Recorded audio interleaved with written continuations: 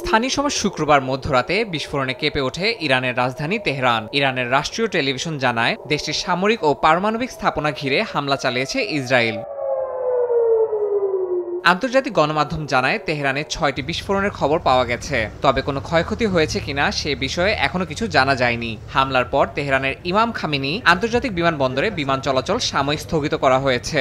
সর্বোচ্চ সতর্ক অবস্থায় রয়েছে ইরানের প্রতিরক্ষা ব্যবস্থা। ইসরায়েলের পক্ষ থেকেও ইরানের পরমাণু ও অন্যান্য সামরিক স্থাপনা লক্ষ্য করে হামলা চালানোর বিষয়টি জানানো হয়েছে। মধ্যরাতে চালানো এই অভিযানে অংশ নেয় বহু যুদ্ধবিমান।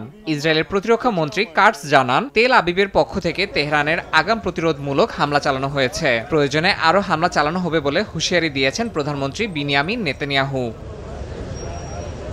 এদিকে পাল্টা হামলার আশঙ্কায় ইসরায়েলের অভ্যন্তরে নিরাপত্তা ব্যবস্থা জোরদার করা হয়েছে। রাত ৩টা থেকে দেশ জুড়ে স্কুল, অফিস ও সভা সমাবেশ নিষেধাজ্ঞা আরোপের পাশাপাশি বদলে ফেলা হয়েছে প্রতিরক্ষা নীতিও। শুধুমাত্র জরুরি পরিষেবাগুলো চালু রাখা হয়েছে।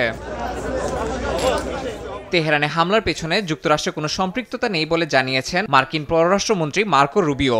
হামলার কয়েক ঘন্টা আগে ইরানে ইসরায়েলের সম্ভাব্য হামলার ইঙ্গিত দেন মার্কিন প্রেসিডেন্ট ডোনাল্ড ট্রাম্প। এর আগে মার্কিন গোয়েন্দা তথ্যেও এমন আশঙ্কার কথা জানানো হয়। অবশেষে সব জল্পনা কল্পনা শেষে তেহরানে হামলা চালালো নেতানিয়াহু বাহিনী।